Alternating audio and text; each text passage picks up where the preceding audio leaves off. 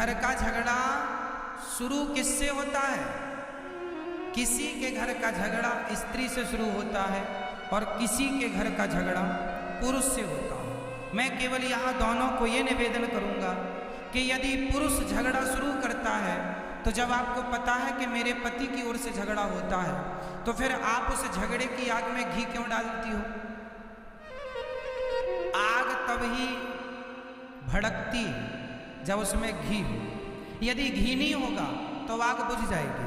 यदि पति आग लगा रहा है तो पत्नी को चुप रहना चाहिए। आप चुप रहेंगी, झगड़ा शुरू तो होगा पर आगे बढ़ेगा नहीं, खत्म हो जाएगा। और यदि स्त्री आग लगा रही है, स्त्री झगड़ा कर रही है, तो पुरुष को समझदारी का परिचय देना होगा, आपको चुप रहना होगा। यदि गृहस्थी को बचाना है तो दो में से एक को समझदार होना ही पड़ेगा। दोनों मूर्ख हो गए तब तो गृहस्थी चल ही नहीं सकती। चलेगी बताइए? इसलिए दो में एक को समझदार होना चाहिए। इसलिए या स्त्री समझदारी का परिचय दे या पुरुष समझदारी का परिचय दे। ज्यादा बोलने से विवाद होता है। गृहस्थों में आप बहुत गंभीरता से विचार करेंगे तो आप इस नतीजे पर पहुंचेंगे कि ज्यादा बोलने से विवाद होता है। ज्यादा ना बोला करिए और रिश्तेदारों से भी ज्यादा बातें ना किया करिए। और एक चीज और बताऊं, पति और पत्नी दोनों को अपने घर का भेद कितना भी खासम खास हो, कोई हो तुम्हारा अपना ही क्यों ना हो, घर के भेद कभी किसी से नहीं कहने चाहिए। घर की बातें, आजकल स्त्रियां पति पत्नी में जरा सा विवाद हुआ जाके पड़ोसन से कह आती हो, तुम तो कल पति पत्नी मिलके एक हो जाओगी, पर पड़ोसन को तो तुम्हारी औकात पता चल ही गई ना। वो तो सदा ताने, अरे हमसे ना ज्यादा झाड़ो, हम जानते हैं तुम्हारे पति को, हम जानते हैं तुम्हें, तुमने क्योंकि बोल दिया था। सारे घरों में झगड़े होते हैं, हर घर में। इसका अर्थ ये नहीं कि तुम अपनी बातें जाके पड़ोसन से कह लोगी, रिश्तों में कह लोगी, किसी से ना कहा करो। अपनी घर की बातें घर के आप लोग अपनी समझदारी से अपने रिश्तों को ठीक करिए। और तलाक देना और लेना ये किसी भी समस्या का समाधान नहीं। तलाक लेके क्या करोगे? माँ बाप के घर बैठोगी? बेटियों से मेरा सवाल है, तलाक लेके कहाँ जाओगी? अपनी मम्मी के घर बैठोगी कब तक? मम्मी जब तक जिंदा है तब तक तुम्हारा सम्मान है। माँ मर जाएगी फिर तुम्हारी भौजाई तुम्हें सम्मान करेगी? सम्मान भी देखो, एक दिन जाओ 2 दिन जाओ तो सम्मान होता है, घर पे ही पड़े रहो किसी के तो सम्मान नहीं होता। बोलो हाँ या ना? साल में एक बार के लिए घर में भाभी आ जाए, भौजाई आ जाए, ननंद आ जाए तो भाभी भी सम्मान, आओ दीदी आओ दीदी आओ बहन। और 2-4 महीने के लिए बोल दे जाऊंगी नहीं तो टेंशन हो जाती, यही खाएगी। इसलिए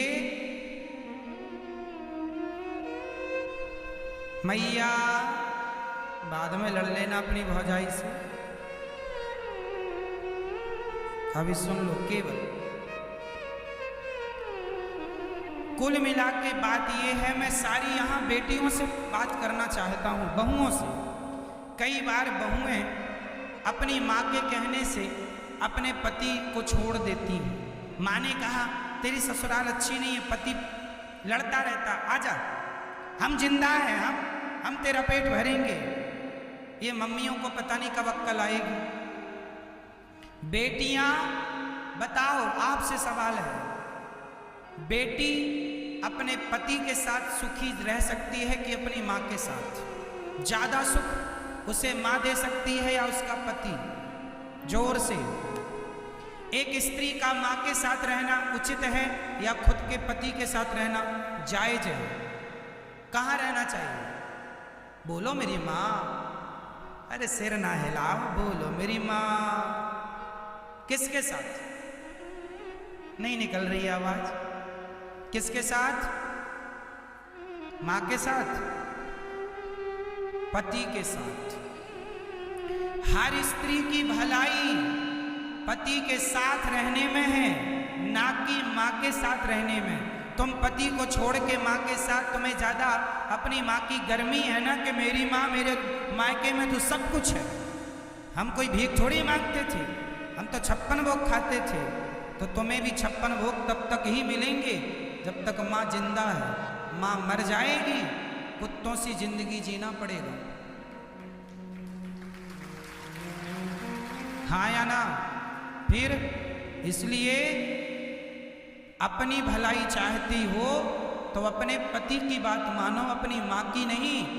जिन जिन बेटियों ने अपनी मां की बात मानी, शादी के बाद उनका घर उजड़ा। शादी के बाद लड़की को अपने पति की बात माननी चाहिए। यदि अपने माँ बाप की बात मानेगी तो मैं लिख के दे दूंगा स्टाम्प पेपर में, जो लड़की अपने माँ बाप की बात मानेगी उसका घर कभी बस ही नहीं सकता, चाहे वो कितनी भी समझदार क्यों ना हो। माँ बाप के हिसाब से घरों में बाग नहीं लगेगा, आग लगेगी।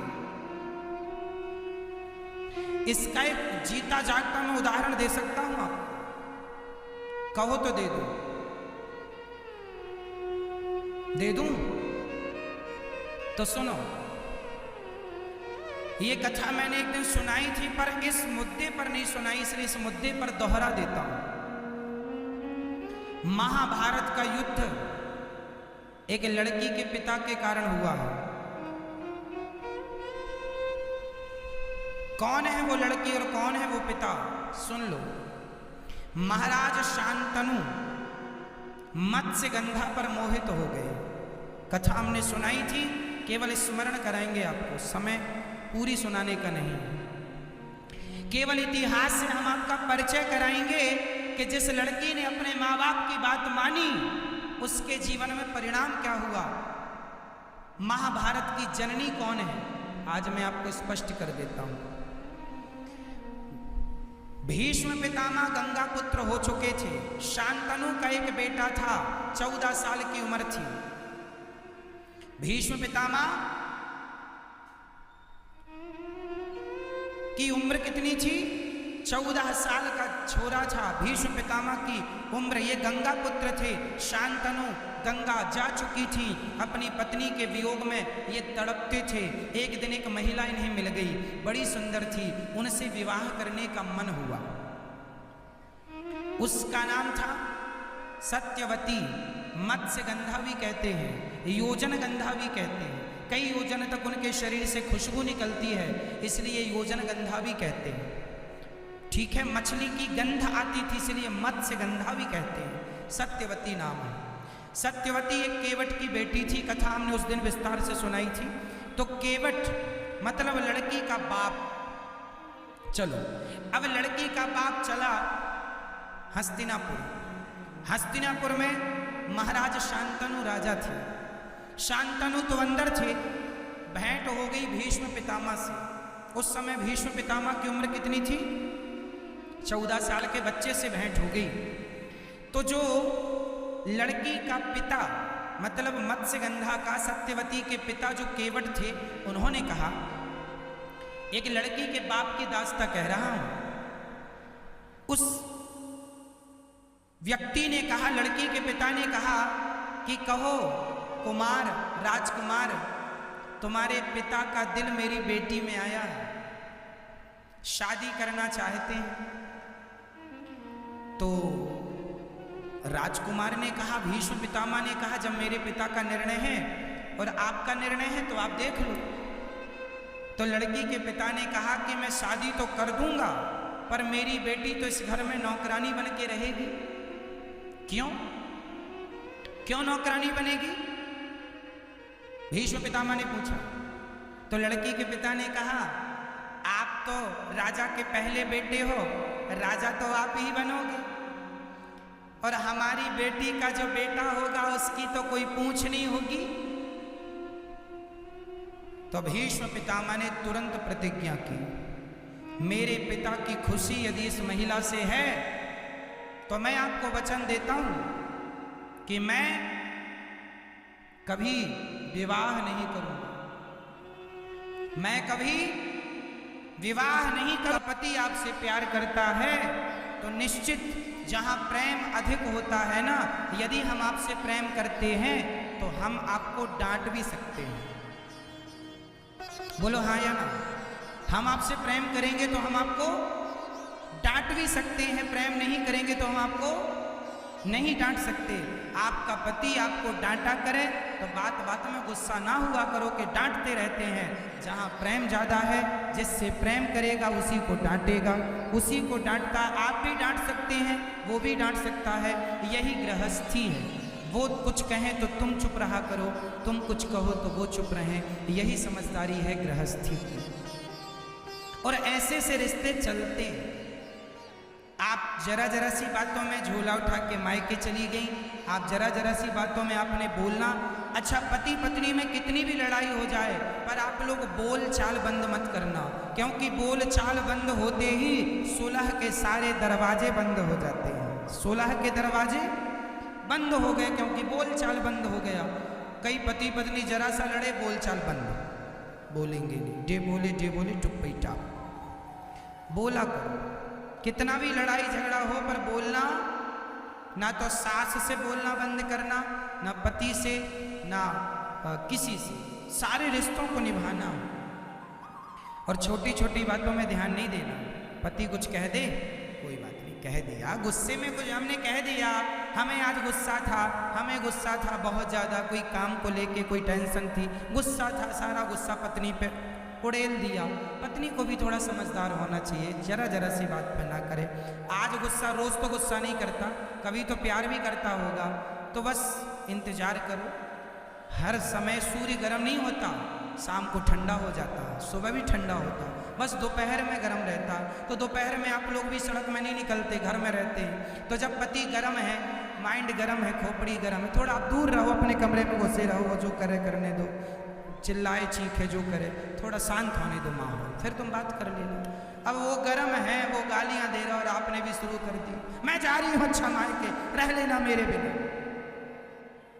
ऐसे में तो आग लगेगी, कभी बुझेगी नहीं। मैया हम गलत कह रहे हैं क्या मेरी माँ? नहीं, तो फिर आप करोगी ना, जो बात कह रहे हैं उसका पालन करोगी ना? ठीक है। तो पति कुछ बोलेंगे तो आप क्या करेंगी? डे बोले हम चुप ही टाप रहेंगे।